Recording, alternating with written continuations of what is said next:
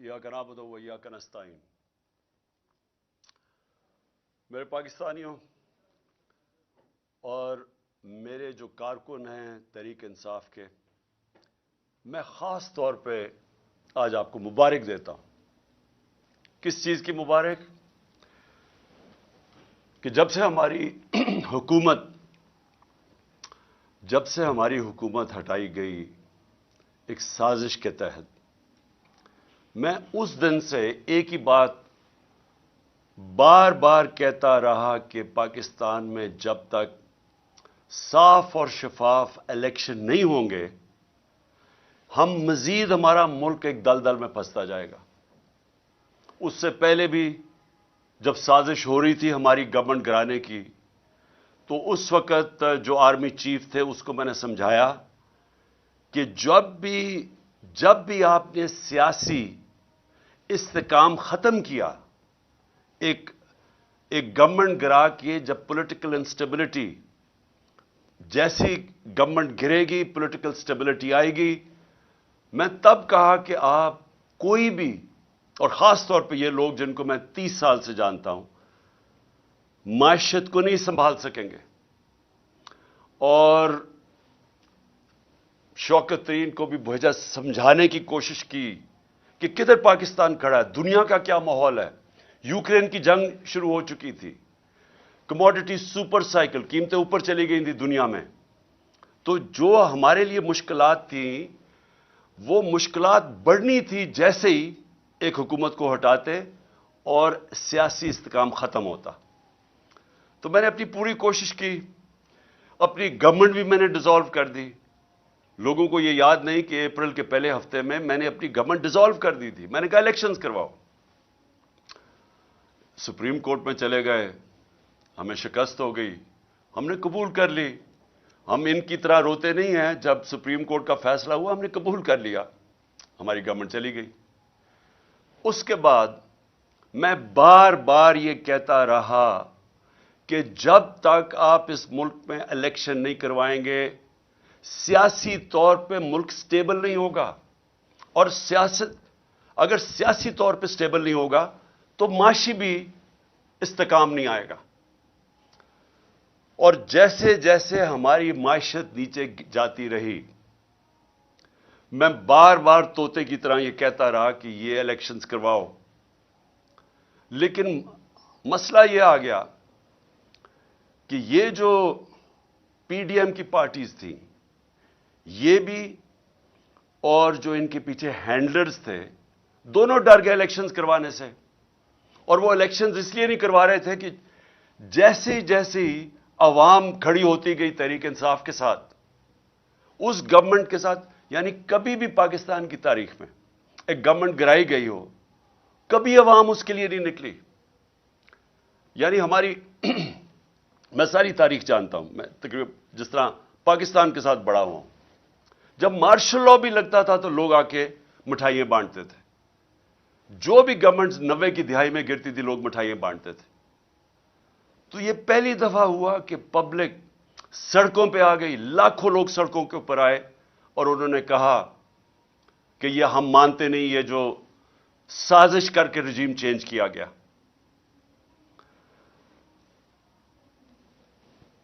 बदकिस्मती से बजाय मेरी बात सुनने के लिए, क्योंकि मैं तो वो कह रहा था जो पाकिस्तान की बेहतरी थी, बजाय मेरी बात सुनने के हमारे कारकुनों के ऊपर जो सख्ती की गई। मैं जनरल मुशर्रफ के मार्शल लॉ के अंदर ऑपोजिशन में था। मुझे जनरल मुशर्रफ के मार्शल लॉ में मैं जेल में गया। मैं आज आप सबके सामने कहता हूं कि कभी मैंने इस मुल्क की तारीख में इस तरह की सख्ती नहीं देखी जो इन्होंने हमारे पे की। कारकुनों को जेलों में डाला। 25 मई को मैं बार बार कहता हूं, जो जुल्म किया इन्होंने, लोगों के घर 3-3 बजे लोगों के घरों में घुस के, ना चादर ना चार दीवारी, लोगों को उठा के ले गए। कभी ऐसे नहीं हुआ पाकिस्तान में। हमारे खिलाफ 3 लॉन्ग मार्चेस हुई, कितनी एफआईआर काटी और किसको कौन सा पुलिस एक्शन लिया, कितनी टीयर गैसिंग हुई। लेकिन 25 मई को जो उन्होंने हमारे से किया, और उसके बाद मुसलसल करते रहे, एफआईआर्स के ऊपर एफआईआर्स काटते गए मेरे कारकुनों पे। لوگوں کو جیلوں میں ڈالا، پھر وہ نکلے، پھر کچہریوں میں چکر لگائے، ہراساں کیا گیا۔ میرے اوپر اب تک 74 FIR کٹ چکی ہیں۔ کتنی دفعہ میں کچہریوں میں پھرا ہوا ہوں اور بیلیں کرواتا پھرا ہوں، صرف اور صرف ہمیں دبانے کے لیے کہ ہم شاید ڈر جائیں گے، ہم گھبرا جائیں گے، ہم دل برداشتہ ہو جائیں گے۔ صحافیوں سے جو کیا گیا، کبھی پاکستان میں اس طرح، اور صحافیوں سے کن سے کیا گیا؟ وہ صحافی جن کی اس معاشرے کے اندر ایک پہچان تھی، کریڈیبلٹی تھی، محب وطن تھے، ان صحافیوں سے جو انہوں نے کیا، اور یہ قوم کبھی نہیں بھولے گی جو ارشد شریف سے کیا، کبھی نہ میں بھولوں گا یا قوم بھولے گی کہ ایک ایسا آدمی جس کی کوئی قیمت نہیں تھی ضمیر کی، محب وطن پاکستانی، اس سے جو کیا گیا یہ قوم ہمیشہ یاد رکھے گی۔ اس کے علاوہ اعظم سواتی، شہباز گل، ہمارے لوگوں کو جو انہوں نے پکڑ کے تشدد کیا، کسٹوڈیل ٹارچر کی گئی، اور ان سے جو ان کے سامنے جو ان کی ننگا کر کے تشدد کر کے ان کی ویڈیوز بنائی گئی۔ اعظم سواتی کی ویڈیو ہمارے MP کو دکھائی گئی، جس کو کہہ رہے تھے کہ نون لیگ میں چلے جاؤ، عمران خان پہ کاٹا مار دیا ہے، اس کا تشدد کرتے ہوئے اعظم سواتی کی ویڈیو دکھائی گئی۔ پھر جو نیچے گرے ہیں یہ لوگ، جو گندی ویڈیوز، جو آڈیو لیکس، جو اعظم سواتی کے گھر ان کی بیوی کو اور بیٹی کو جو گندی ویڈیو بھیجی گئی، کبھی اس ملک میں ایسے نہیں ہوا۔ اور پھر سلمان فاروقی، اس کو پکڑ کے ننگا کر کے اس کو مارا گیا، اس کو دھمکایا گیا۔ سوشل میڈیا کے بچوں سے چونکہ 17-18 سال کے بچوں کو پکڑ کے انہوں نے اٹھا کے لے گیا، ان کو مار دھاڑ کے ڈرا دھمکا کے گھر واپس بھیجا گیا۔ ایسے کبھی نہیں ہوا پاکستان میں۔ تو کوشش یہ کی گئی کہ ظلم اور خوف پھیلا کے، تو یہ جو ایک تحریک انصاف کے ساتھ قوم جڑ گئی تھی، کسی طرح تحریک انصاف کو ختم کیا جائے۔ تو میں اس لیے بھی آج اپنے کارکنوں کو خاص طور پہ مبارک دے رہا ہوں کہ جس طرح میرے لوگ کھڑے ہوئے، ہر چیز برداشت کی۔ یہ جو ہم نے جیل بھرو تحریک شروع کی، وہ جب انہوں نے شروع میں لوگوں کو جیل میں جو ہمارے لوگوں نے گرفتاریاں دی، ہمارے لیڈرز نے دی، ان کو بھی میں خراج تحسین پیش کرتا ہوں۔ انہوں نے سب سے پہلے آگے، سب سے پہلے وہ ہوئے۔ تو تحریک بڑھتی جا رہی تھی، جس طرح تحریک بڑھ رہی تھی، گجرانوالہ، سرگودا، سائبال، اور زیادہ لوگوں نے گرفتاریاں دے رہی ہیں۔ پنڈی لوگ سامنے آ گئے، پشاور میں اتنی پبلک نکلائی، وہ پولیس گرفتاری نہ ان کو کرے، بڑھتی جا رہی تھی۔ اس سے کیا چیز ثابت ہوئی کہ یہ جو 11 مہینے میں ظلم کیا، اور پھر ہمارے جو لوگوں کو جیلوں میں ڈالا، یہ جو جیل بھرو تحریک میں، ان کے اوپر خاص ظلم کیا گیا، ان کو مجرموں کی طرح رکھا گیا۔ جو میں ابھی کہانیاں سن رہا ہوں اپنے لوگوں سے، اپنے لیڈرز سے، اپنے کارکنوں سے، خاص طور پہ ان کو، یعنی جس طرح کوئی فیصلہ کر کے کہ جناب یہ ہمارے کوئی دشمن ہے، وہ کیا گیا ان سے۔ کوئی پولیٹیکل پرزنر سے یہ حرکتیں نہیں کرتی جو انہوں نے جیلوں میں کی۔ میرے اوپر قاتلانہ حملہ ہوا، میں 2 مہینے پہلے سے بتا رہا تھا کہ یہ کرنے والے ہیں۔ مجھے پتا تھا کون ہے، مجھے اب بھی پتا کون ہے۔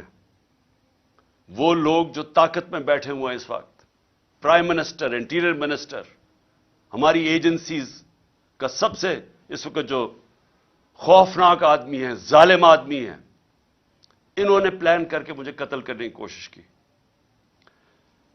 لیکن ایک پلان انسان بناتا ہے، ایک اللہ بناتا ہے۔ اس کا میں شکر ادا کرتا ہوں کہ آج تحریک انصاف ادھر پہنچ گئی ہے، اور میں پھر سے کہتا ہوں کہ میں نے ساری پاکستان کی سیاست 70 سال جیسے مجھے ہوش آئی ہے تب سے دیکھ رہا ہوں۔ کبھی پاکستان کی تاریخ میں کسی جماعت کو اللہ نے وہ عزت دی جو آج تحریک انصاف کو دی ہے۔ 37 बाय इलेक्शन हुए, 37 बाय इलेक्शन। सारी जमातें एक तरफ, इलेक्शन कमीशन उनकी मदद करने आई, इंतजामिया ने उनकी मदद की, और जो अपने आप को न्यूट्रल्स कहते थे वो उनके साथ खड़े हुए। उसके बावजूद 37 बाय इलेक्शंस में से 30 बाय इलेक्शन तहरीक इंसाफ जीती। ये जो अभी जामपुर में इलेक्शन हुआ, वो इलाका जिधर देहाती लोग देहातों में रहते हैं, उनको पूरा डराया गया, पूरी तरह एजेंसीज ने जोर लगाया, पूरी तरह इन्होंने, इंतजामिया ने खौफ की फिजा बनाई, डराया, धमकाया। तो जाए पूछे जरा जामपुर में हुआ क्या।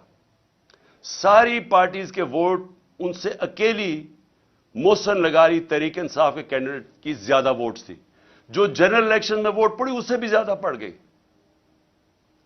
इससे और ज्यादा खौफजदा थे, और उन्होंने पूरी कोशिश की कि किसी तरह, जो आइन के अंदर 90 दिन का इलेक्शन का लिखा हुआ है कि जैसे ही प्रोविंशियल असेंबलीज डिसॉल्व होनी थी तो 90 दिन के अंदर इलेक्शन होना था। गवर्नर्स इनके, उन्होंने नहीं इलेक्शन की डेट दी, इलेक्शन कमीशन उसने नहीं डेट दी।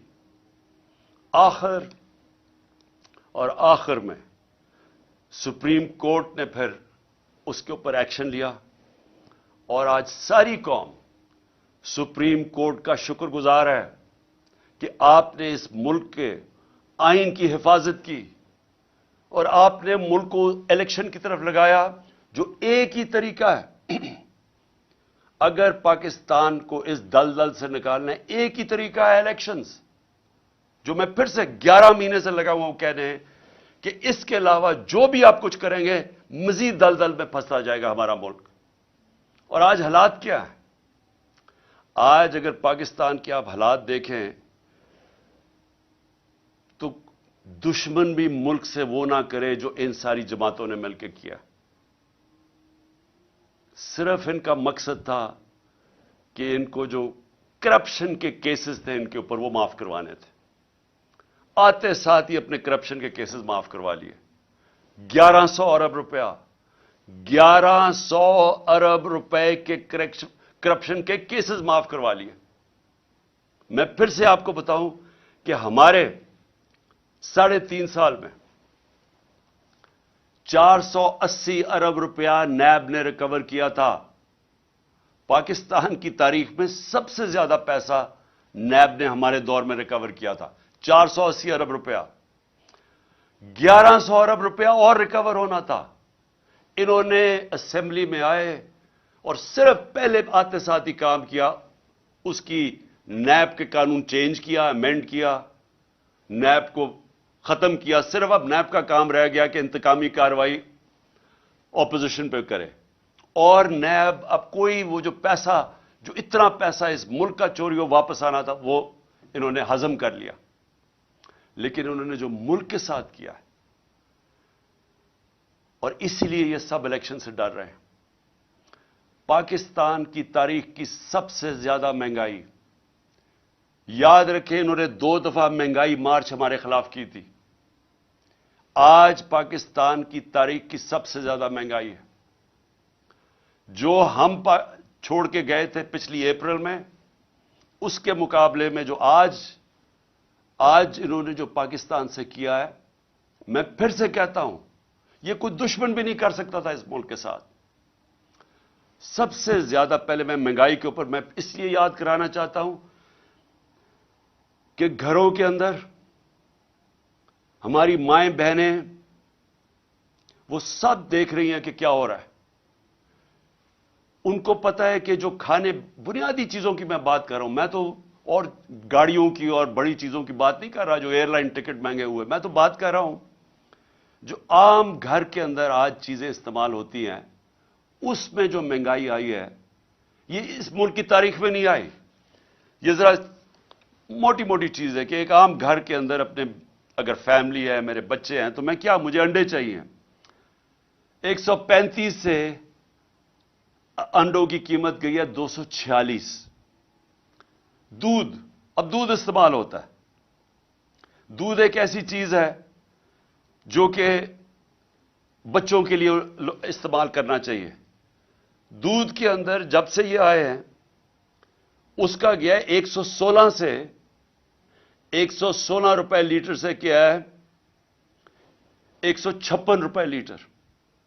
اب یاد رکھیں کہ یہ ایک عام گھرانہ جس کی تنخواہ ہے 30,000 سے لاکھ روپیہ مہینہ، اب ان کے اندر سوچیں کہ یہ جو قیمتیں میں اب بتا رہا ہوں کہ یہ وہ چیزیں جو استعمال کرتے ہیں. آٹا 20 کے جی کا آٹا ہمارے دور میں 1162 روپے، آج گیا 1705 روپے.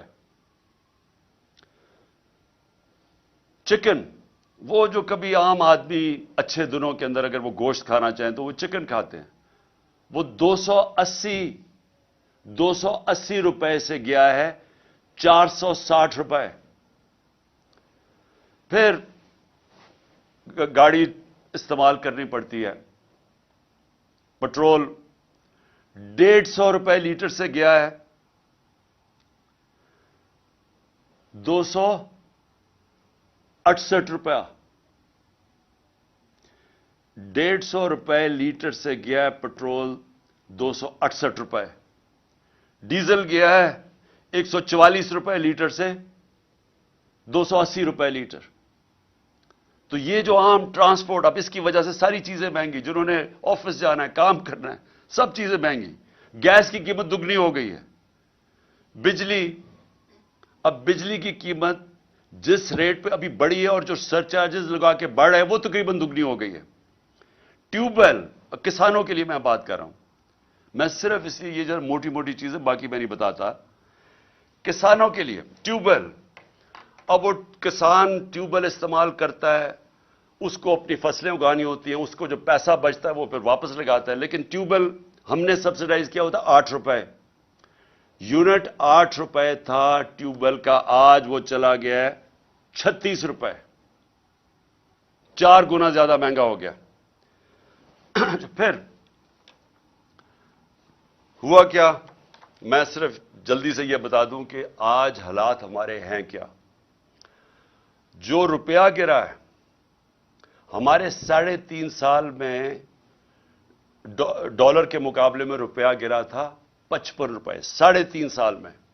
یہ یاد رکھیں کہ ان 3.5 سال میں عالمی مہنگائی تھی، کرونا کی وجہ سے سپلائی لائنز افیکٹ ہوئی تھی، اس کی وجہ سے ساری دنیا میں مہنگائی تھی جس کو کموڈیٹی سپر سائیکل کہتے ہیں.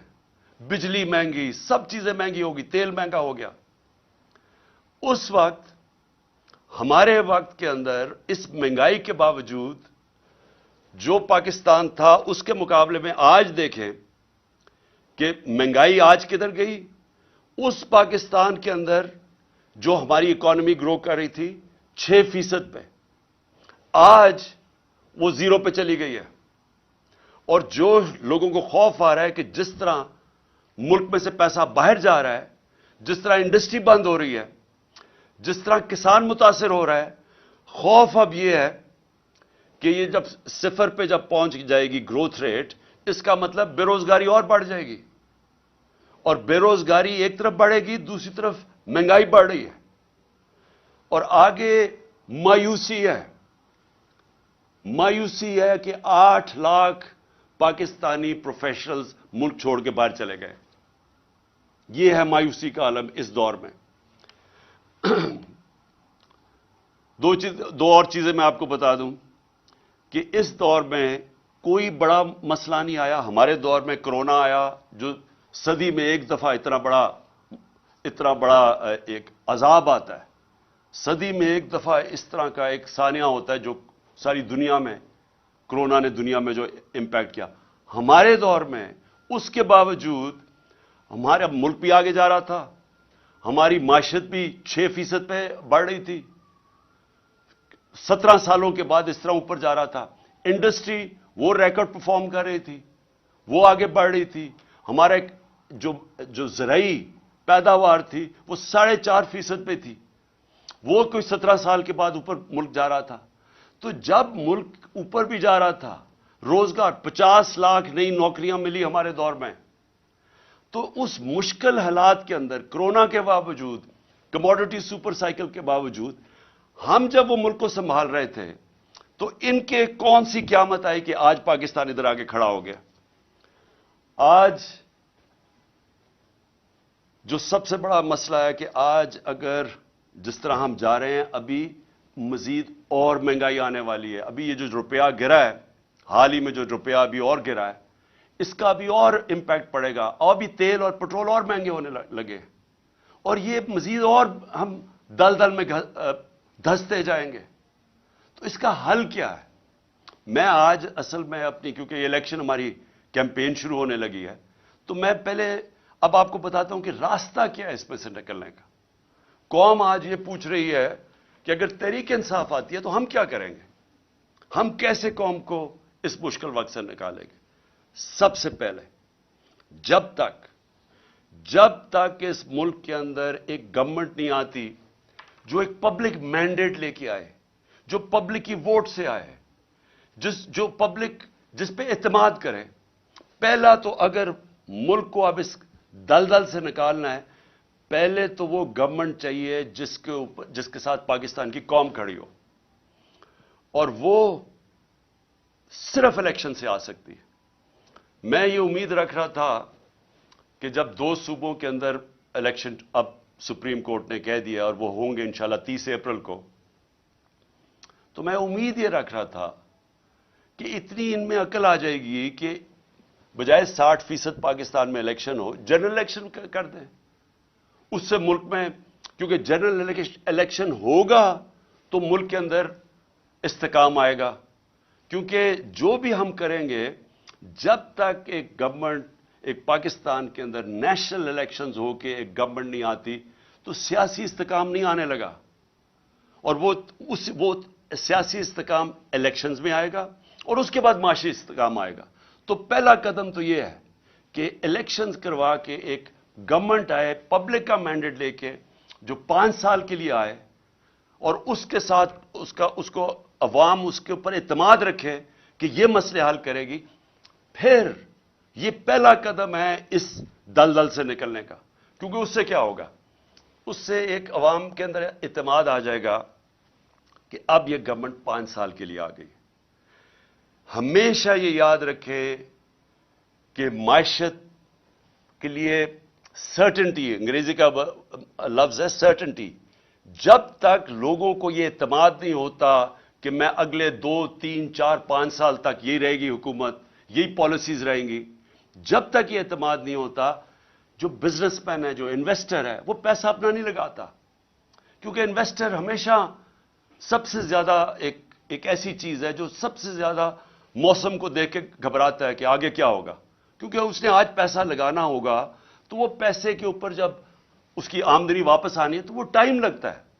تو اس کے لیے سب سے زیادہ سیاسی استحکام چاہیے، اور وہ تب آتا ہے الیکشن سے، جب ایک ملک میں ایک سٹیبل گورنمنٹ آئے. تو پہلا قدم تو یہ ہے کہ اس وقت پاکستان کے لیے نمبر 1 چیز یہ ہے کہ ہم پولیٹیکل سٹیبلٹی لے کے آئیں. تو اس کے لیے الیکشنز کی ضرورت ہے. دوسری چیز، اب میں آپ کو بتا رہا ہوں کہ ہم نے اس میں سے نکلنا کیسے ہے. یہ جدھر ہم پہنچ گئے ہیں، جدھر یہ امپورٹڈ حکومت نے اس ملک کو آج پہنچا دیا، اپنے تو پیسے انہوں نے سارے کرپشن معاف کروا لی ہے، لیکن اب آگے تو ان کے پاس اب کوئی راستہ رہا ہی نہیں ہے. یہ تو جو بھی جب سے آئے ہیں جو باتیں کہتے رہے ہیں، وہ ملک تو مزید اور نیچے جاتا رہا. بڑا شور مچایا تھا کہ 200 سے میں نیچے لے کے جاؤں گا ڈالر کو. تو ڈالر تو آج جس طرح حالات نظر آ رہے ہیں وہ تو 300 پہ پہنچنے لگا. اور اس کے جو اثرات، پھر سے میں کہہ دوں کہ جب ڈالر، جو عام لوگوں کے میں بتا رہا ہوں کہ جب ڈالر 300 کا پہنچ جائے، یا ابھی بھی جو 280 کا پہنچ گیا تقریباً، تو اس کا مطلب سب سے بڑی چیز تیل مہنگا. تیل کا مطلب ڈیزل اور پٹرول مہنگا، پھر بجلی مہنگی. تو یہ تو پھر جو چیز آپ باہر سے لے کے آتے ہیں وہ سب چیزیں مہنگی، اور اس سے پھر ٹرانسپورٹ مہنگی. تو وہ ساری مہنگائی شروع ہوتی ہے جب آپ کا روپیہ گرتا ہے. باہر سے جو آپ چیزیں امپورٹ کرتے ہیں وہ ساری مہنگی ہو جاتی ہیں. اور جو سب سے بڑا امپیکٹ پڑتا ہے اس کا، وہ گھروں کے اوپر تب پڑتا ہے کہ جب بجلی، پٹرول، गैस सब महंगे। दूसरी चीज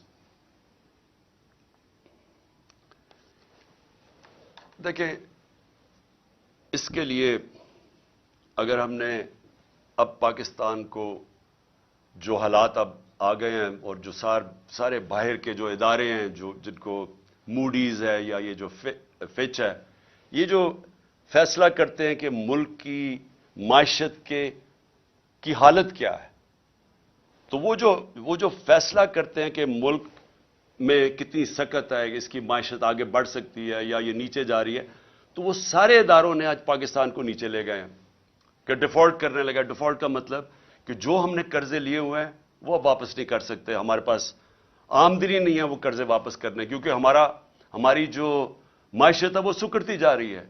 ग्रोथ रेट कम होने का मतलब मायशत का सुकड़ना। आप मसला इस वक्त मैं फिर आपको पहले समझा दूं कि मसला क्या है पाकिस्तान का। पाकिस्तान का मसला यह है कि जो मुल्क में डॉलर्स आते हैं वो कम है और जो मुल्क से बाहर डॉलर्स जाते हैं वो ज्यादा है। तो इसका मतलब क्या होता है कि हमारा डॉलर के अंदर खसारा हो जाता है, जिसको करंट अकाउंट डेफिसिट कहते हैं। जब ये खसारा हो जाता है डॉलर का, तो वो रुपए के ऊपर प्रेशर पड़ना शुरू हो जाता है और रुपया गिरना शुरू हो जाता है। और वही जो मैंने आपको, जब रुपया गिरता है तो सारी चीजें महंगी हो जाती हैं, गुर्बत बढ़ जाती है मुल्क में। और मुल्क में जब रुपया आपका गिरता है तो मुल्क की आमदनी गिर जाती है। तो मसलन अब 100 रुपया डॉलर महंगा हो गया, इससे क्या हुआ? इससे हमारी पाकिस्तानी, अगर आपके बैंक में पैसे पड़े हुए हैं रुपयों में, तो वो 100 रुपये, अगर आपका 300 रुपया पड़ा हुआ है तो उसमें से 100 रुपया कम हो गया, उसकी यानी खरीदार की पावर कम होगी। लेकिन अगर आपने ये जो सारे बाहर से इंपोर्टेड गवर्नमेंट है, इनके तो सारा पैसा बाहर पड़ा हुआ है, इनके तो डॉलर्स में पैसे पड़े हैं, इनकी प्रॉपर्टीज में फिर बैंक अकाउंट सारे डॉलर्स में हैं, तो इनको मजीद 100 रुपए का फायदा हो गया। तो पाकिस्तानी गरीब हो गए और ये जो बाहर से चोरी करके पैसा बाहर ले जाते हैं, इनकी दौलत में इजाफा हो गया। तो सबसे जो मैं ये दूसरे पॉइंट आपको कहने लगा था कि सबसे इंपॉर्टेंट अब चीज क्या है इस वक्त, इस मुश्किल जो हम आगे देख रहे हैं, इससे अगर हमें निकलना है तो एक मुल्क को यूनाइट होना पड़ेगा, हमें मुत्तहिद होना पड़ेगा। ये जंग अब ये ऐसी नहीं लड़ी जाएगी कि गवर्नमेंट आई और कोई गवर्नमेंट समझे कि वो अकेली लड़ सकती है। अवाम को साथ खड़ा होना पड़ेगा, इदारों को साथ खड़ा होना पड़ेगा, सबको मुत्तहिद होकर इसका मुकाबला करना पड़ेगा। और जब भी दुनिया के अंदर किसी कौम के ऊपर मुश्किल वक्त आता है, आप दुनिया की तारीख देख लें, आप और तो और मिसाल दूसरी जंग अजीम में 2 मुल्क मुकम्मल तौर पर तबाह हो गए, जर्मनी और जापान, लेकिन 10-10 साल में फिर खड़े हो गए, क्योंकि वो कौमें थी, उन्होंने मिलकर मुकाबला किया, सब इकट्ठे हुए, इदारे सब ने फैसला किया कि हमने फिर से अपने पैर पे खड़ा होना है, और खड़े हो गए। जब कौम इकट्ठी हो जाती है उसके लिए कोई चीज नामुमकिन नहीं होती। कौम जब फैसला कर लेती है कि हमने अपने पैर पे खड़ा होना है, एक गैरतमंद मुल्क बनना है, किसी के सामने हाथ नहीं फैलाना, जब उसमें खुददारी आ जाती है वो फिर कुर्बानियां देती है। और मुश्किल वक्त से निकलने के लिए हमेशा कुर्बानियां देनी पड़ती हैं। अब मेरा घर है, कर्जे चढ़ गए, अब जब कर्जे चढ़ गए तो मैं क्या करूंगा? मैं अपनी आमदनी बढ़ाने की कोशिश करूंगा, और जब तक मेरी आमदनी बढ़ती मैं अपने खर्चे कम करूंगा। इसके अलावा तो जब से अल्लाह ने दुनिया बनाई है और कोई दूसरा रास्ता नहीं है। तो हमारे सामने भी, अब पाकिस्तान के सामने यह रास्ता है, हमने अपने खर्चे कम करने हैं। हमने हर वो इदारा जो कि पाकिस्तान के ऊपर बोझ बना हुआ है, हर वो गवर्नमेंट कॉर्पोरेशन जो बोझ बनी, अब हमने सोचना है कि हम कैसे इनको ठीक करना है। और इसके लिए हमें वो जो पाकिस्तान ने अपनी तारीख में नहीं उठाए, हम शॉर्टकट्स ले लेते हैं, हम एड ले लेते हैं, हम कर्जे ले लेते हैं, उससे क्या होता है?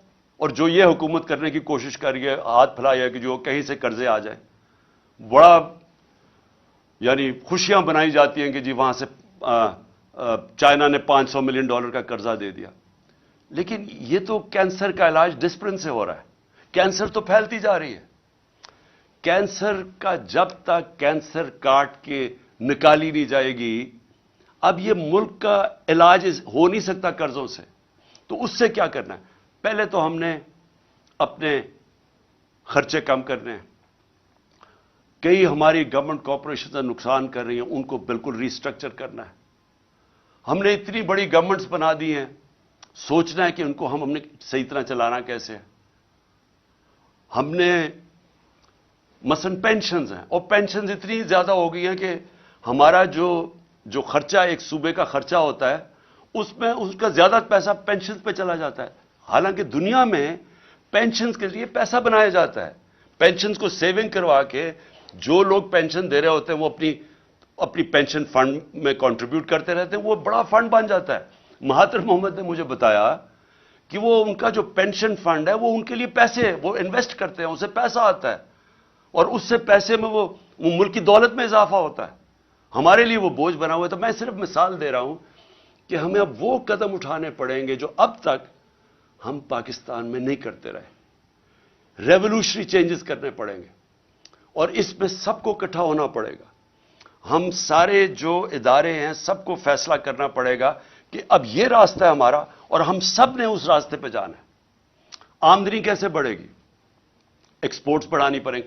یعنی اس ملک میں اب ڈالر لانے پڑیں گے. وہ کون کون سے طریقے ڈالرز لانے کے لیے؟ ایکسپورٹس. آج تک کسی نے توجہ ہی نہیں دی ایکسپورٹس کے اوپر. جو ساری دنیا میں ملک آگے بڑھے ہیں، چائنا آگے بڑھا ہے، ایسٹ ایشین ٹائیگرز آگے بڑھے ہیں، اس ساروں نے اپنی ایکسپورٹس کے اوپر زور دیا ہے. ہم نے کبھی توجہ ہی نہیں دی کسی نے. ہم جب آئے تھے تو پچھلے 5 سال ہمارے پہلے export to G D P ratio وہ نیچے چلی گئی تھی، بجائے پازیٹو ہونے کے نیچے آ گیا تھا، کیونکہ کسی کی توجہ ہی نہیں ہے ایکسپورٹس کے اوپر. تو سب سے پہلے تو دولت میں اضافہ کرنے کے لیے، اپنے ملک کی دولت اضافہ کرنے کے لیے سب کو سمجھانا پڑے گا کہ ہر چیز جو پاکستان ایکسپورٹ کر سکتا ہے، ہمارے ساری گورنمنٹ کے اداروں نے پورا مل کے ان کی مدد کرنی ہے کہ وہ ایکسپورٹ زیادہ کریں. ابھی آپ ایکسپورٹر سے، جب میں پرائم منسٹر تھا تو ان سے پوچھتا تھا تو وہ آتے ساتھ ہی بتاتے تھے کہ کتنی رکاوٹیں ہیں ان کے راستے میں، کہ ہماری گورنمنٹ کی کتنی رکاوٹیں ہیں ان کے راستے میں ایکسپورٹ کرنے کے لیے. تو پہلے تو یہ سمجھ لینا کہ جب تک ہم ایکسپورٹس کے اوپر ساری قوم مل کے انکریج نہیں کرے گی، ایکسپورٹرز کو پرائزز نہیں دیں گے، ان کو ہم ریکگنائز نہیں کریں گے، ان کو وی آئی پیز نہیں بنائیں گے، تب تک یہ ملک اب اس دلدل سے نہیں نکل سکتا. اس کے علاوہ، ایکسپورٹس کے علاوہ اور کون سی چیزیں ہیں جو ڈالر لا سکتی ہیں؟ پہلے تو سوچیں اور کون سی چیز ڈالرز ہمارا خرچہ بچا سکتی ہے. ہم مثلا پام آئل امپورٹ کرتے ہیں، ہم نے کیوں نہیں سوچا کہ اور کیا طریقے ہیں کہ ہم پام آئل کی اپنی امپورٹ کم کر سکیں. ہم نے پختونخوا کے اندر 2013 کے بعد ایک پورا زیتون کی پوری پلانٹیشن کرنی شروع کی، اور آج وہ انقلاب آ چکا ہے زیتون کا. اور زیتون کے اتنے ہم نے اب وہ لگا دیے ہیں، جنگل بنا دیے ہیں کہ انشاءاللہ تھوڑی دیر کے بعد ہم زیتون ایکسپورٹ کر سکیں گے. لیکن یہ ہمیں سب پہلے چیزیں سوچنی چاہیے تھی، کیونکہ جب بھی پاکستان کا اب آگے دیکھیں گے تو سارا وقت ہمیں سوچنا ہے کہ ڈالرز اس ملک میں کیسے آئیں گے. کون سی ایسی مثلا ٹورزم ہے. سوئٹزرلینڈ صرف ٹورزم سے 60 سے 80 ارب ڈالر کماتا ہے ٹورزم سے. ہمارا جو پہاڑی علاقہ ہے، یہ جس کو ہم ناردرن ایریاز کہتے ہیں، وہ دگنا ہے سوئٹزرلینڈ سے، اس سے زیادہ خوبصورت ہے. لیکن ہم تو کوئی پیسہ نہیں کماتے اس سے، کیونکہ ہم نے کسی نے سوچا ہی نہیں ہے. ہمارے جو اس ملک میں صاحب اقتدار، ہماری ایلیٹ، وہ ساری گرمیاں تو گزارتی ہے جا کے انگلینڈ میں اور یورپ میں چلی جاتی ہے. کسی کو پتہ ہی نہیں ہے کہ ہم کس طرح کی، اللہ نے ہمیں کس طرح کی نعمتیں دی ہوئی ہیں جو ہمارے ہیں. تو ہم نے کبھی سوچا ہی نہیں ہے اس کا. تو ایکسپورٹس بڑھانا، ٹورزم، پھر جس طرح میں نے کہا پام آئل، زیتون، ہر چیز وہ جو ہم باہر سے امپورٹ کرتے ہیں پاکستان میں ہر کچھ ہم اگوا سکتے ہیں. ہم نے کبھی اس کے اوپر نہیں سوچا. ہمارا سارا تقریباً کتنے 100 کلومیٹر کا ہمارا سمندر ہے، ادھر ہم سارا پام آئل اگا سکتے ہیں, کبھی کسی نے سوچا نہیں. پھر ہم کیسے, جو اصل اب چیلنج ہے میں آپ کو سنوں کہ انویسٹمنٹ لے کے آنی ہے پاکستان میں, ہم کیسے انویسٹمنٹ لا سکتے ہیں. میں آپ کو, ہندوستان 6.5 گنا بڑا پاکستان سے ہے. پچھلے سال پاکستان میں جو انویسٹمنٹ آئی ہے 2022 میں $2 ارب. ہندوستان میں کتنی انویسٹمنٹ آئی ہے؟ $75 ارب. ہم جب تک ایک ملک میں انویسٹمنٹ ہی لے کے آئیں گے, ہماری دولت کے اندر پھر بھی اضافہ نہیں ہوگا, کیونکہ انویسٹمنٹ جب ڈالرز میں آئے گی, ہمارا جو ریزروز ہے ڈالر کے بڑھیں گے. ہمیں یہ مسئلہ نہیں آئے گا جو آج آیا ہوا ہے کہ ہمارے ریزروز ہی ختم ہو گئے, ڈالر ختم ہو گئے, روپیہ گر رہا ہے, مہنگائی بڑھ رہی ہے. کوئی پاکستان میں آج سرمایہ کاری کرنے کے لیے کیوں نہیں تیار؟ کیونکہ وہ ڈالر ہی خریدتے ہیں, اس کو ضرورت کیا جب روپیہ گر رہا ہے. باہر سے بھی کسی کو اعتماد نہیں ہے. تو تب جب انویسٹمنٹ جب تک پاکستان میں ہم نہیں لے کے آئیں گے, صحیح معنی میں ہماری دولت میں اضافہ نہیں ہوگا. ہم نے ٹیکنالوجی زونز بنائے, ہم نے ایکسپورٹ زونز بنائے, ہم نے خاص طور پہ یہ بنائے اس لیے کہ جو باہر سے ہمارے ملک میں انویسٹ کرنا چاہتا ہے, ادھر ہم نے ان کے لیے کنسیشنز دی, ہم نے ٹیکس بریکس دیے تاکہ وہ آئیں اور یہاں انویسٹ کریں. بدقسمتی سے جو ہمارا سب سے ہمسایہ چائنا, وہ 2 سال بند ہو گیا کرونا کے اندر. جب کرونا آیا تو چائنا کے اندر تقریباً آنا جانا مشکل ہو گیا, ان کے کوارنٹین کے اتنے مشکل لاز تھے.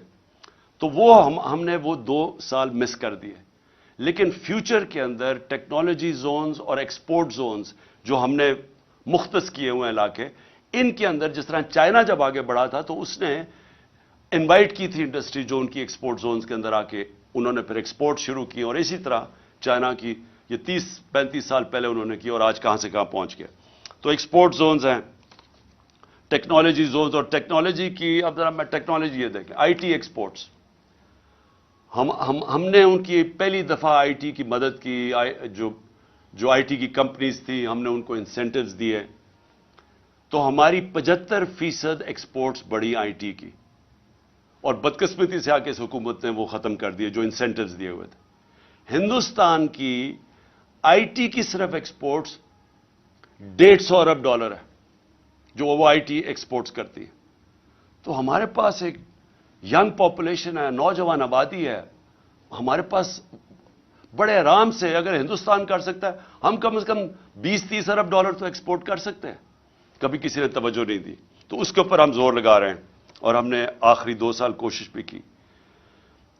لیکن یہ جو میں انویسٹمنٹ کی پہلے بات کر رہا ہوں, دیکھیں یہ کیسے انویسٹمنٹ آئے گی پاکستان میں. ہمیں ایک ماحول بنانا پڑے گا. وہ ماحول کیسے بنے گا؟ ہمیں اس ملک میں رول آف لا قائم کرنا پڑے گا. اگر اب پاکستان نے آگے بڑھنا ہے تو یہ جو میں انصاف کی تحریک 26 سال پہلے چلائی تھی, یہ آپ سمجھ جائیں کہ جس ملک کے اندر انصاف ہے, قانون کی حکمرانی ہے, وہ ملک ترقی کر جاتے ہیں, وہ خوشحال ہے. جن ملکوں کے اندر جنگل کا قانون ہے, بنانا ریپبلکس ہیں, جس کی لاٹھی اس کی بھینس ہے, وہ جتنے مرضی آپ وسائل ان ملکوں میں قائم رکھ دیں, وہ ملک آگے نہیں بڑھ سکتے. میں یہ بار بار آپ کے سامنے یہ کہتا رہا ہوں کہ جو مدینہ کی ریاست میرے نبی صلی اللہ علیہ وسلم نے بنائی تھی, اس کی بنیاد عدل اور انصاف تھا. اللہ اس لیے حکم کرتا ہے کہ ان کے سنت پہ چلو, سیکھو کہ انہوں نے وہ دنیا کے سب سے عظیم لیڈر تھے, انہوں نے وہ کام کیا جو دنیا میں کسی انسان نے نہیں کر سکا. انہوں نے اس ملک کو کہاں سے, اب مدینہ کو دنیا کی امامت کی وہاں سے اٹھ کے ان لوگوں جن کی حیثیت کوئی نہیں تھی. تو سب سے پہلے مدینہ میں عدل اور انصاف قائم کیا. آج اب دنیا اٹھا کے دیکھ لیں, جن ممالک کے اندر رول آف لا ہے وہ خوشحال ہیں, اور جن ممالک کے اندر جس طرح ہمارے آج حالات ہیں کہ این آر او مل جاتا ہے. کیوں نہیں جی, کس یورپین ملک میں کبھی سنا ہے این آر او کسی کو ملتا ہوا؟ کبھی امریکہ میں سنا ہے, سوئٹزرلینڈ میں سنا ہے, کبھی سنا ہے کہ آپ چوری کریں, ملک کی دولت چوری کرو اور آپ کہیں جی میں قانون سے اوپر ہوں؟ اس کو جنگل کا قانون کہتے ہیں. کبھی سنا ہے؟ اپنے پاکستانی آپ کے باہر ہیں, 1 करोड़ पाकिस्तानी बाहर बैठा हुआ है। कभी उनसे पूछें कि Europe, England, America, Norway, Australia, कभी कब्जा ग्रुप का नाम सुना है? कभी कोई ताकतवर कमजोर की जमीन पर कब्जा कर सकता है? क्योंकि इंसाफ है वहां। क्यों आपके लोग यहां से पूरी हर किस्म की कोशिश करते हैं बाहर जाने के लिए? अभी मुझे अफसोस हुआ, हमारी एक हॉकी प्लेयर थी, तुर्की से जाते हुए इटली, वो उनकी किश्ती डूब गई, उसमें पता नहीं कितने 26 पाकिस्तानी भी डूब गए और वो हमारी हॉकी प्लेयर भी डूब गई। तो क्यों सोचा कि क्यों इतने लोग चांस लेते हैं? हर रोज आप पढ़ते हैं कि वो किश्तियों में जाने की कोशिश कर रहे हैं यूरोप में और वहां रास्ते में डूब जाते हैं। क्यों जाते हैं? वहां पैसे तो कोई बांट नहीं रहा। उन मुल्कों के अंदर इंसाफ है। इंसाफ का मतलब क्या है कि मैं अगर मेहनत करूंगा मुझे मेहनत का फल मिलेगा। वो ऐसे मुल्क हैं जब आप, जिसको आज एक लफ्ज इस्तेमाल किया जाता है, level playing field. Level playing field तब आती है जिस मुल्क के अंदर रूल ऑफ लॉ होता है, इंसाफ होता है। जब एक मुल्क के अंदर इंसाफ होता है, लोगों को तहफ्फुज मिलता है, उनके, जिसको फंडामेंटल राइट्स कहते हैं, बुनियादी हकूक को उनके मुल्क का कानून हिफाजत करता है उनकी। जब मुझे प्रोटेक्शन मिलती है तभी मैं आजाद होता हूं, और आजाद लोग ही बड़े काम करते हैं। तो जो बुनियादी चीज इंसाफ देता है वो आजादी देता है, वो एक इंसान को लेवल प्लेइंग फील्ड देता है।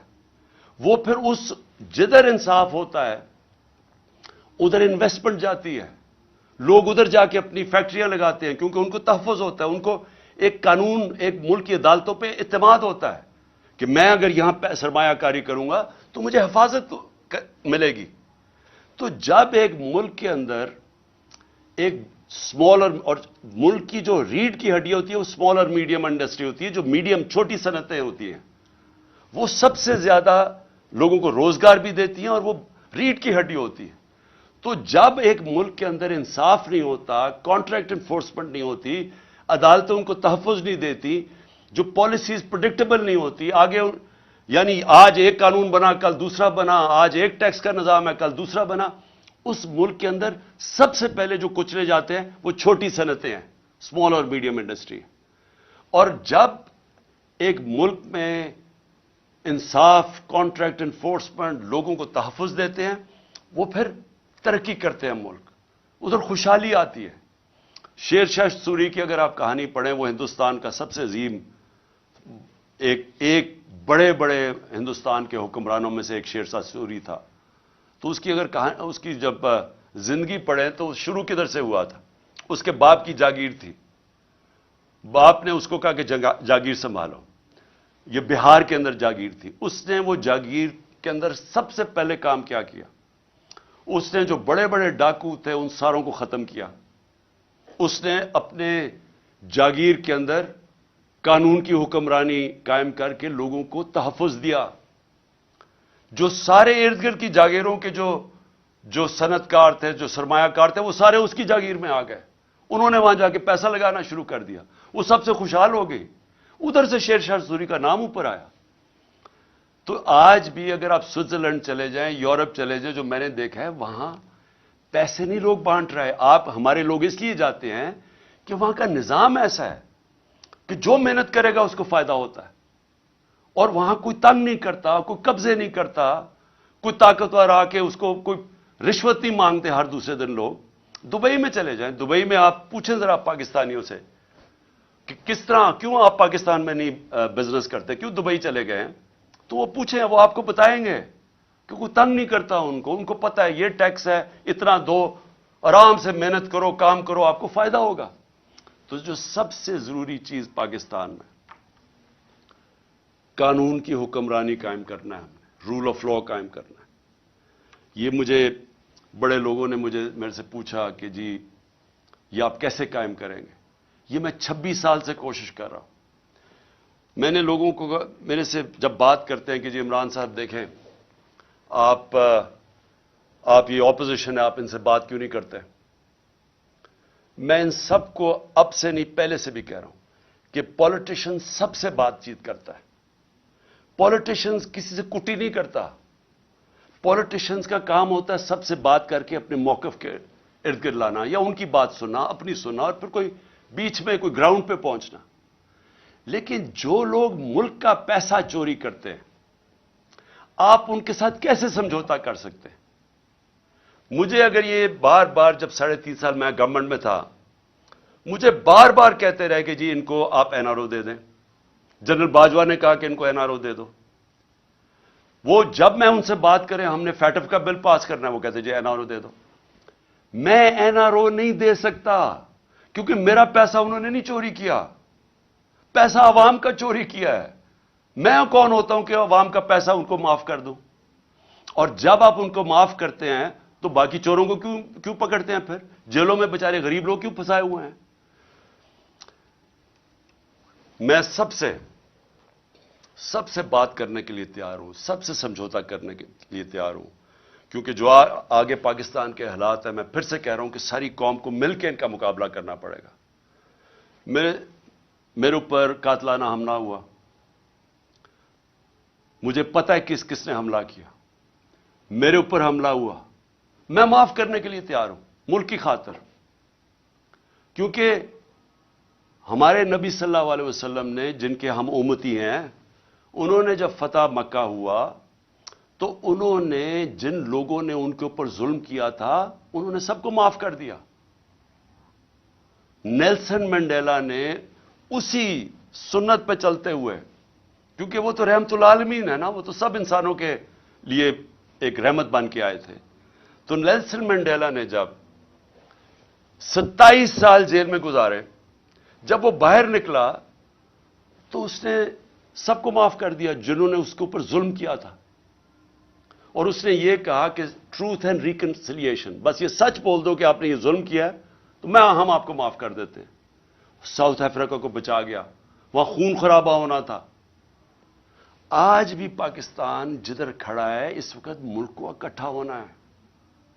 تو میرے لیے، میں اپنی اگر ذات کے لیے پالیٹکس کر رہا ہوتا تو میں بھی کہاں جی اس کو میں نہیں چھوڑوں گا تو اس سے میں بدلہ لوں گا تو فلانے سے لوں گا. یہ میری ذات کی بات نہیں ہے، یہ ملک کی بات ہے. اور ملک آج ادھر کھڑا ہے. پاکستان کی تاریخ میں اتنا برا وقت پاکستانیوں پہ نہیں آیا. اس وقت جو اندازہ یو این ڈی پی اندازہ لگا رہی ہے کہ 1 کروڑ لوگ غربت کی لکیر سے نیچے چلے جائیں گے. ایک اندازے کے مطابق 50 لاکھ لوگ ان کو وہ بھوکے رہ جائیں گے. جو آج کل حالات ہے، تو ہم سب کی ذمہ داری ہے کہ اپنے ملک کے لوگوں کی جو اس وقت مشکل حالات میں ہیں، جو مہنگائی میں وہ حالات ہیں جو کبھی پاکستان میں نہیں تھے، ہمیں ان کو سامنے رکھنا ہے، اپنی ذات کے اوپر نہیں آنا. ان کے لیے ہمیں ملک کو اکٹھا کرنا ہے. ہم نے آگے اس ملک کو پیر پہ کھڑا کرنا ہے تو شروع ادھر سے ہوگا جدھر ایک سارے ادارے مل کے اب فیصلہ کریں. عدلیہ، ہماری عدلیہ کا بہت بڑا رول ہے. جوڈیشل ریفارمز چاہیے. ہم اپنی عدلیہ کے اندر ریفارمز کریں تاکہ انویسٹر آئے. سب سے زیادہ پاکستان کا اثاثہ میرے پاکستانیوں یاد رکھیں اوورسیز پاکستانی ہیں. یہ جو آپ کے تقریباً 1 کروڑ پاکستانی باہر بیٹھا ہوا ہے، ان کا پیسہ ڈالروں میں کمایا جا رہا ہے. یہ اتنا بڑا اثاثہ ہے کہ ہم تھوڑی عقل استعمال کر لیں، ملک میں ماحول ٹھیک کر دیں، جس کو کہتے ہیں انویسٹمنٹ انوائرمنٹ ٹھیک کر دیں، ایز آف ڈوئنگ بزنس کر دیں. ہم ان کے لیے رکاوٹیں کم کر دیں. ہم اپنی بیوروکریسی کو، سول سروس کو، اپنی عدلیہ کو، اپنی فورن مشنز جو بیٹھی ہوئی ہیں، ہماری جو فورن ایمبیسیز ہیں، سب کو لگا دیں کہ ہم نے ان کو سہولتیں دینی ہیں پاکستان میں، تاکہ یہ اب پاکستان میں سرمایہ کاری کریں. آپ کو اندازہ نہیں کہ اس ملک میں کتنا پیسہ آ سکتا ہے. جو ہم تھوڑے تھوڑے ڈالرز کے لیے ذلیل ہو رہے ہیں دنیا میں، ایک دفعہ بیرون ملک پاکستانیوں کے لیے ہم ماحول بنا دیں، اس ملک میں اتنا پیسہ آ سکتا ہے، ڈالرز آ سکتے ہیں کہ ہمیں کبھی آئی ایم ایف کے پاس جانا نہ پڑے. آپ کو میں ابھی بلومبرگ ایک وہ میگزین ہے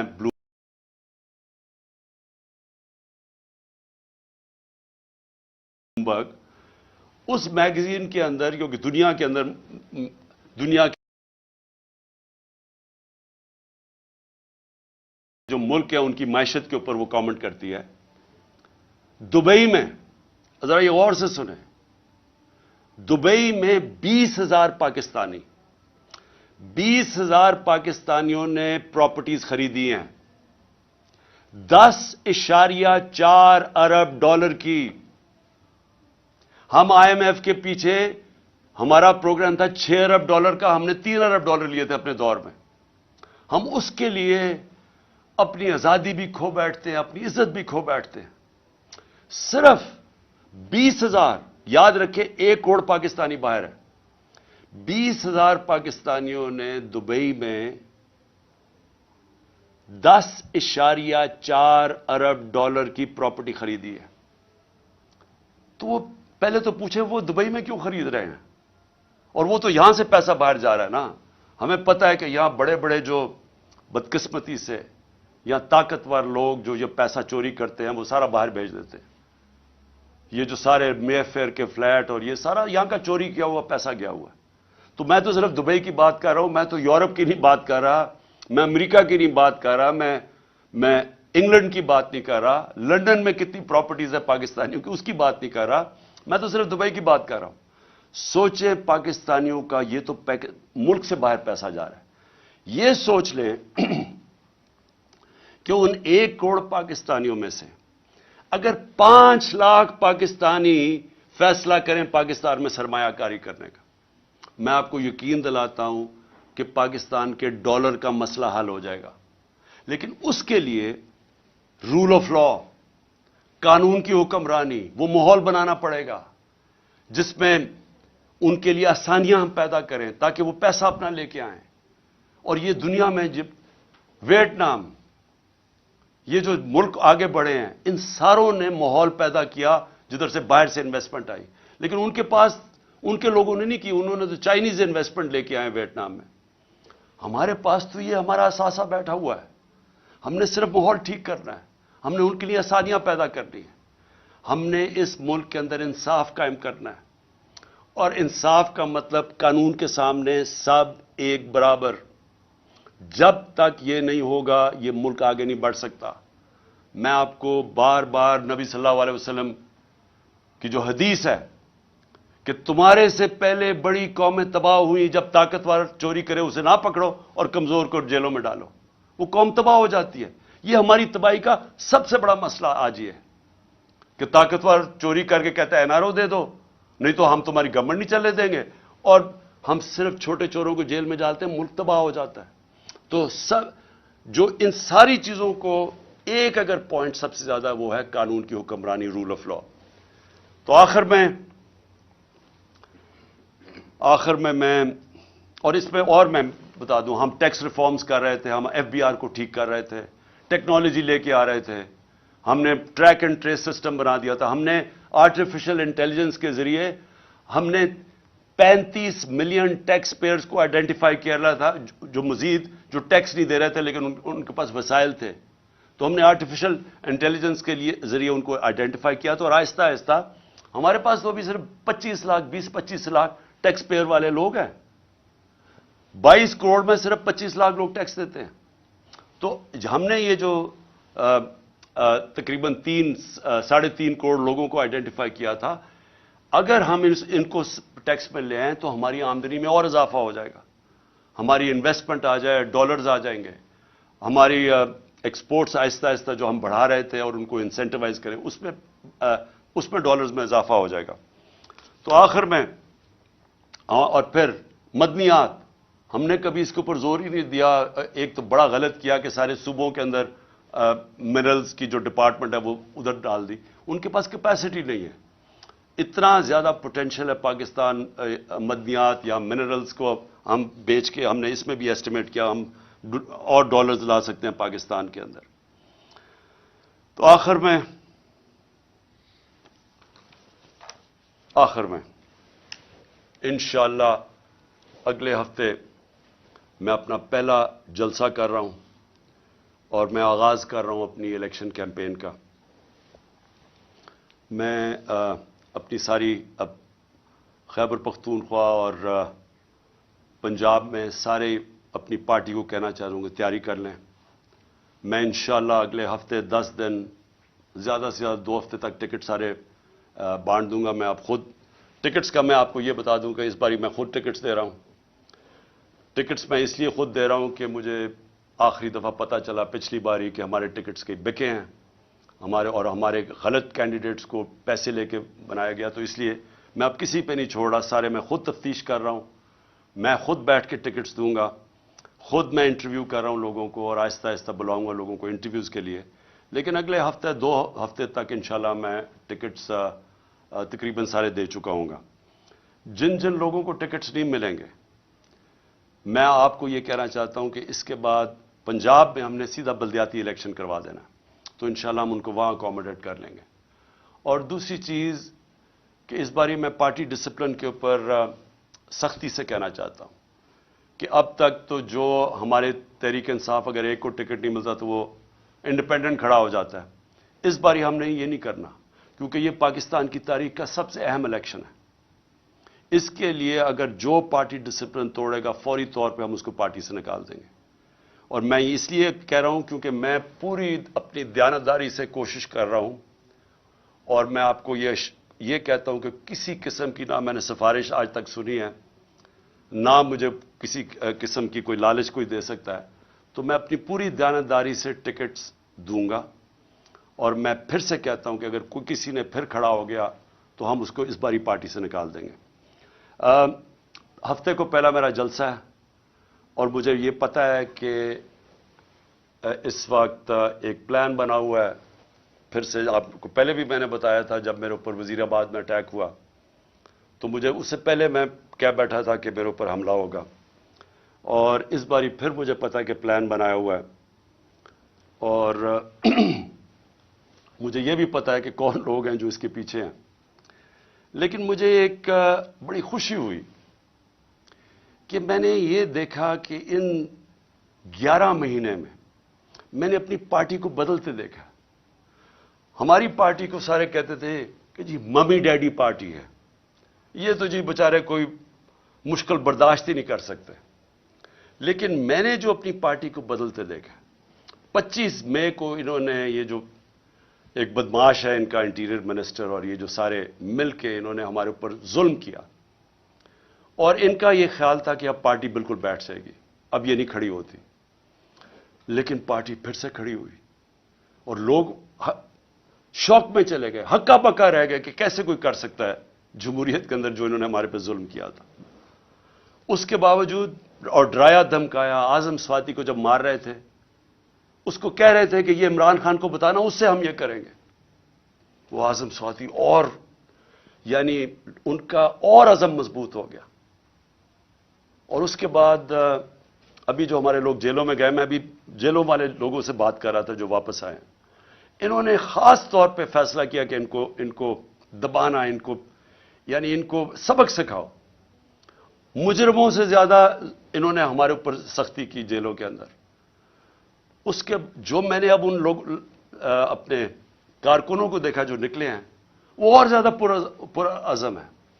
اس لیے اب مجھے ایک چیز ہو گیا کہ اگر عمران خان کو کچھ ہو بھی جاتا ہے تو یہ وہ پارٹی بن گئی ہے, یہ اس ملک کا نوجوان میں وہ شعور آ گیا ہے, وہ تیار ہو گیا کہ اب کبھی بھی انشاءاللہ اس ملک کو حقیقی آزادی کی طرف کوئی بھی روک نہیں سکتا. یہ وہ قوم, میں ایک دن اللہ سے دعا کرتا تھا کہ کیونکہ میں باہر کے ملک دیکھتا تھا سارے, اور میں دیکھتا تھا ان کو کہ وہ آزاد لوگ تھے, وہ لوگ آزاد تھے, اور آزاد لوگوں کی پرواز اوپر ہوتی ہے. اور میں ہمیشہ دیکھتا تھا کہ ہم ایک دبے ہوئی قوم ہیں, ہم ایک ہی پولیس کا دبکا آ جائے کہ یہ جیل میں ڈال دیں گے تو اسے دیکھ کے ڈر جاتے تھے, کیونکہ ہم کبھی حقیقی معنی میں آزاد نہیں ہوئے. اب میں ایک آزاد قوم کو ابھرتے دیکھ رہا ہوں. میں اپنے نوجوانوں کو لا الہ الا اللہ کا مطلب سمجھتے دیکھ رہا ہوں. لا الہ الا اللہ انسان کو غیرت دیتا ہے, خودداری دیتا ہے. یہ جو خوف کا سب سے بڑا جو غلامی انسان کرتا ہے, وہ خوف کی بت کی غلامی کرتا ہے. मैंने उससे आजाद होते देखा लोगों को। इसलिए मुझे ये फिक्र नहीं है कि जो भी आगे रास्ता होता है, मुझे पता है कि जो ये अब कौम निकल रही है, अब इसको कोई गुलाम नहीं बना सकता।